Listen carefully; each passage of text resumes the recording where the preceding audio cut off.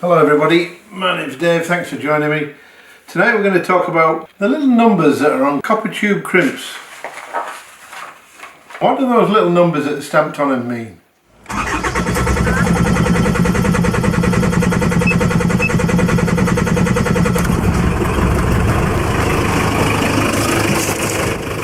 Copper tube terminals are electrical connections used to connect cables or wires to electrical devices or equipment.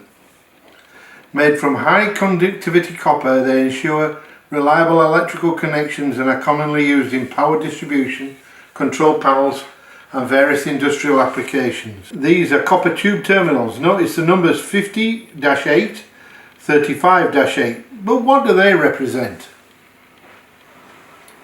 This is a really hard video to put together, I'll tell you. Finding that information was really difficult. So the numbers. So the terminal has 35-8 stamped on it. Then this is a 35mm square cable size with an 8mm hole. And so 50-8 is an 8mm hole but has a 50mm squared cable size. So on your screen now is a guide to changing square cable sizes to diameters. It also has other functions and I will post this in the Patreon's member area.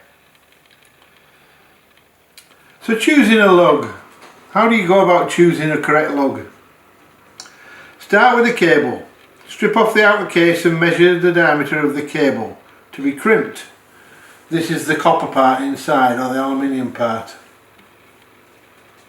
Shouldn't be using aluminium cables. Copper cables are much better. Aluminium cables are cheap. The cable may have an AWG stamped on it and that will make life a lot easier because you don't have to measure it then. Cross-refer with the diameter of the AWG to get the size required. You will require the area number from the chart. Select a crimp with the correct size hole. For example, if the lug will be clamped into place by a 12mm headed bolt, the hole needs to be 8mm. If it's a 14mm, it's 10mm. If it's a 16mm, it's 12mm. If it's a 10mm bolt, it's 6mm. I'm talking about the head size when I say 12mm.